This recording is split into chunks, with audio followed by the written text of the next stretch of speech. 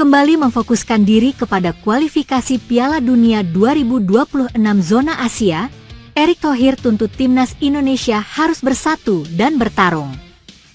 Ketua Umum PSSI, Erick Thohir, kembali menegaskan pentingnya persatuan dan perjuangan keras timnas Indonesia dalam menyongsong 4 laga sisa kualifikasi Piala Dunia 2026 zona Asia.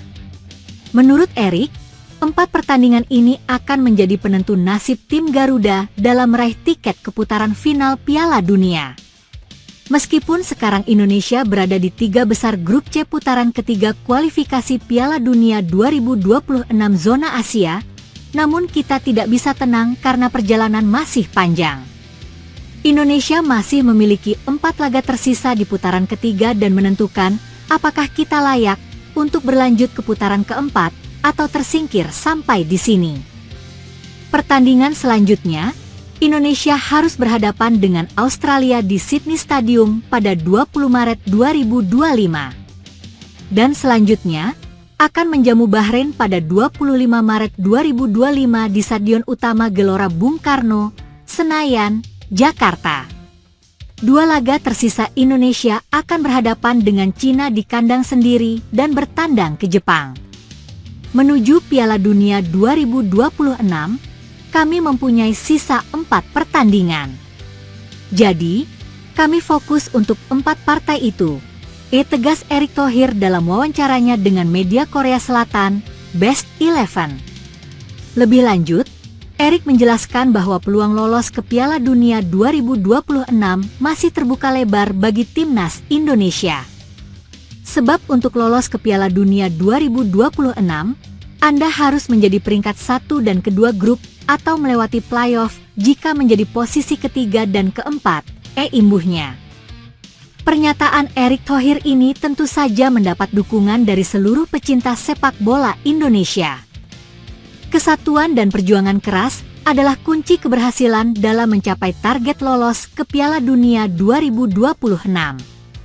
Dengan dukungan penuh dari seluruh rakyat Indonesia, diharapkan timnas Indonesia dapat memberikan yang terbaik dalam setiap pertandingan.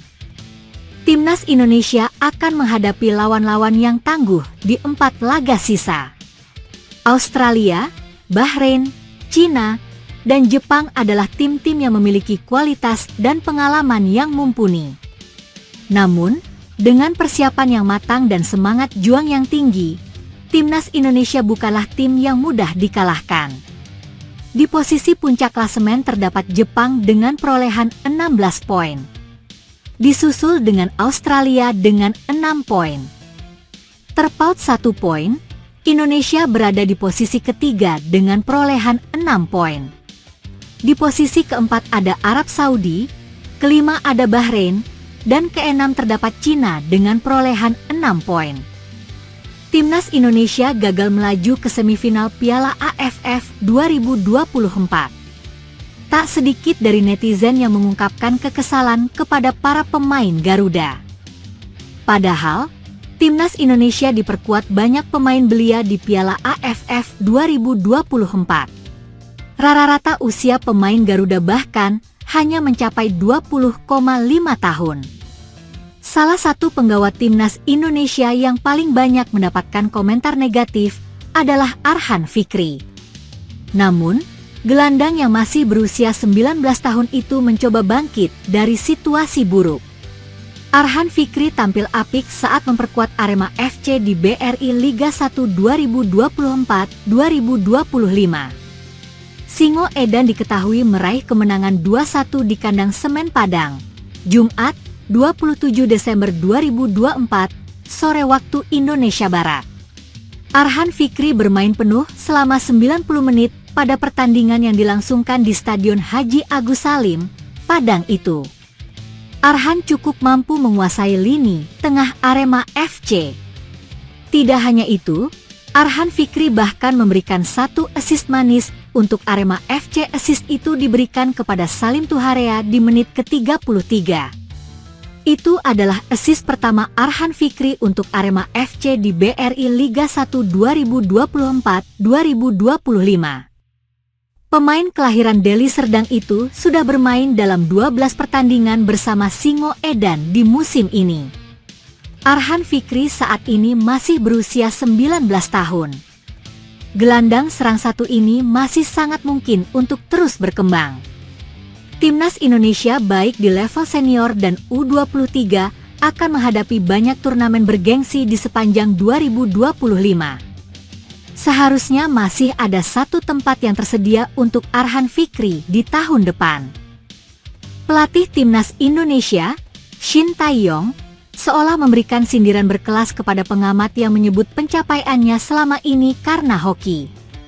Shin Tae-yong sedang jadi sorotan usai gagal mengantarkan Timnas Indonesia lolos ke babak semifinal Piala AFF 2024. Timnas Indonesia hanya menempati urutan ketiga klasemen akhir grup B dengan 4 poin dalam 4 pertandingan. Kegagalan STY membawa skuad Garuda lolos dari fase grup membuatnya disudutkan oleh beberapa pihak. Kritikan pun mulai terlontar. Bahkan, tagar STY out pun sempat trending topik di media sosial X. Hal ini memicu perdebatan antar pendukung Timnas Indonesia. Kritikan atas kegagalan Shin Tae-yong membawa Timnas Indonesia lolos ke babak semifinal disampaikan juga oleh beberapa pengamat sepak bola. Halaman selanjutnya. Salah satunya pengamat sepak bola, yang juga koordinator Save Our Soccer, SOS, turut memberikan kritikan keras. Akmal Marhali bahkan menyebut bahwa pencapaian pelatih asal Korea Selatan itu selama membesut tim Merah Putih hanya sekadar hoki. STY dengan segala hokinya membawa kita lolos 16 besar Piala Asia untuk pertama kali. Kita menang lawan Vietnam, tapi kalah dari Irak dan Jepang. Hoki kita adalah Oman seri lawan Kirgistan, ujar Akmal dalam acara catatan demokrasi pada Sabtu, 28 Desember 2024. Kita runner-up Piala AFF U23, juga dengan hokinya Shin Tae-yong. Kita kalah 1-2 dari Malaysia, kita kemudian menang 1-0 lawan Timor Leste. Sayangnya sebelah Kamboja melawan Myanmar seri, kita lolos ke semifinal. Kemudian kita juga lolos ke semifinal Piala Asia U23 sebagai debutan pertama kali dengan juga hoki STY. STY ini di Indonesia punya hoki yang luar biasa, kata Akmal Marhali. Sontak pernyataan tersebut menyulut emosi para supporter Timnas Indonesia. Mereka tidak terima prestasi Shin Tae-yong selama ini disebut hoki. Menariknya, Shin Tae-yong pun seolah memberikan sindiran berkelas untuk orang-orang yang menyebutnya hoki saat mengangkat level Timnas Indonesia. Di akun Instagram pribadinya, Shin Tae-yong membagikan 11 foto saat memimpin perjalanan Timnas Indonesia di Piala AFF 2024. Pada foto kelima, Shin Tae-yong membagikan sebuah foto yang sedang bersama striker Timnas Indonesia, Hoki Caraka. Dalam 11 foto yang dibagikan tersebut, hanya ada 2 pemain skuad Garuda. Dia adalah Hoki Caraka dan Muhammad Ferrari. Hal ini seolah menjadi sindiran berkelas dari STY yang menyebutnya hoki bisa membawa Timnas Indonesia naik level di kancah internasional. Sementara itu, dalam takarir unggahan foto tersebut, dia berterima kasih kepada perjuangan para pemain selama Piala AFF 2024. Terima kasih banyak untuk para pemain kami yang telah bekerja keras dalam kompetisi AFF ini. Dibanding tim dewasa dari negara lain, tim kami bermain kali ini dengan usia rata-rata 20,5 tahun. Saya sangat bersyukur pemain muda kami yang ikut serta memberikan yang terbaik. Meskipun dia telah tersingkir dari babak pendahuluan, saya percaya dia akan pergi jauh lebih tinggi tahun depan, tulis ST. Meskipun tidak baik untuk mencapai puncak, saya pikir para pemain melakukan yang terbaik.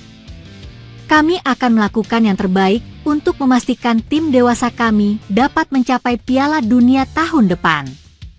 Tolong beri aku dukungan yang banyak. Terakhir tak banyak lagi untuk tahun 2024, semoga selesai, sambungnya.